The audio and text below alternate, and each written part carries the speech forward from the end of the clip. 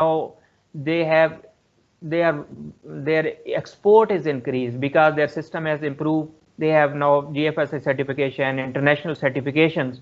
Now the overall it's helpful for Pakistan economy, and lot of export, lot of suppliers has increased their export.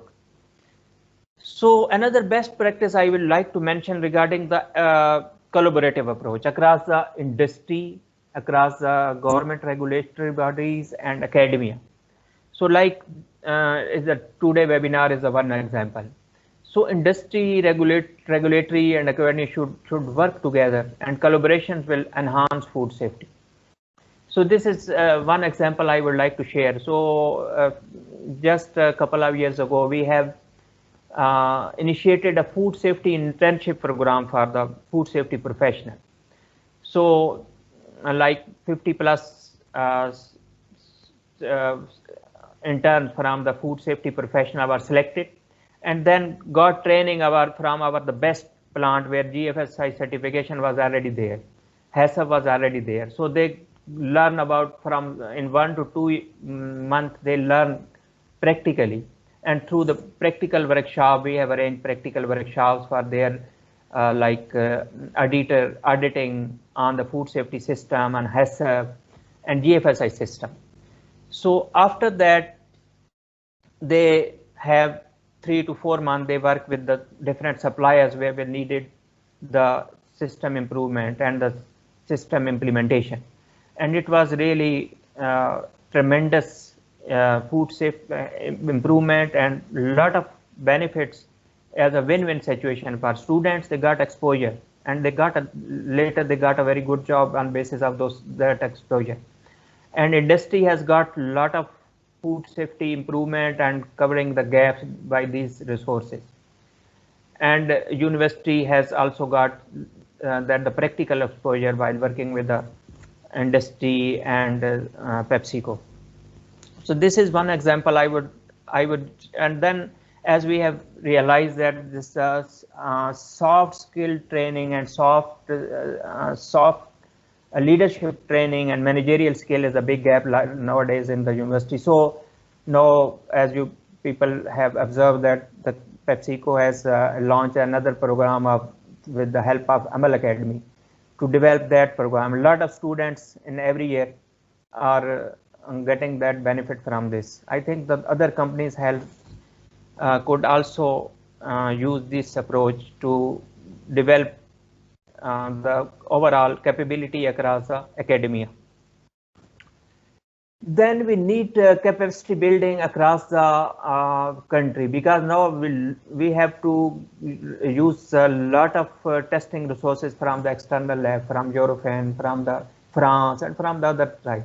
So we need to develop resources internally, and industry also has resources which could be with the collaborative approach. Their resources could be utilized with the development of these like in the academia, in the government labs, like the scientific and technical expertise in order to develop the international best practice in the trade, and relationship with suppliers.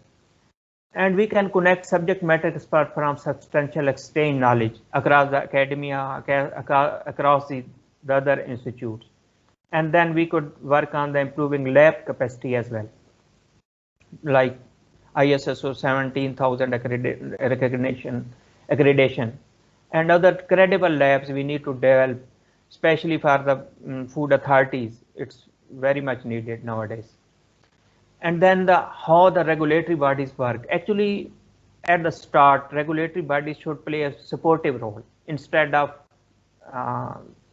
monitoring or instead of governance role, because until we don't have any system in place, it couldn't be like sustainable. अगर एक दफा आप किसी company को बंद भी कर देते हैं तो और उसमें अगर सिस्टम नहीं है तो that risk would be created again. So through the training, through audit, through inspection and gap analysis, food authorities, our food technologists should help for the sustainability and compliance. And halal system, it's very much emerging nowadays. We need its scientific basis, scientific standard-based development for the global recognition. And then we need to improve implementation of HACCP, GFSI, and systems, AIB standards, which could ensure food safety at each step from farm, manufacturing, until delivery. Then food defense is another emerging issue. We need to focus on high-risk products to reduce foodborne illness, improve supply chain management and lab competency throughout appropriate and accurate testing methodologies, and regulatory bodies' role to control fake substantial products. Or I think I would really recognize the PFA and food authorities कि जिन्होंने पिछले कुछ अर्सा में and दीगर KPK में और सिंध में सब फूड अथॉरिटीज़ को इस क्रेडिट जाता है कि बहुत ज़्यादा कंट्रोल हुआ स्टैंडर्ड और फेक प्रोडक्ट्स पे. तो ये एक बहुत अच्छा इनिशिएटिव है जो कि it's create control of food safety issues.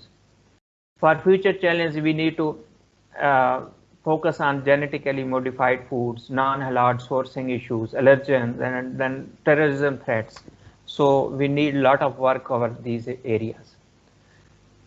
Collaboration will be essential. So I think together with the industry, academia, and regulatory, we could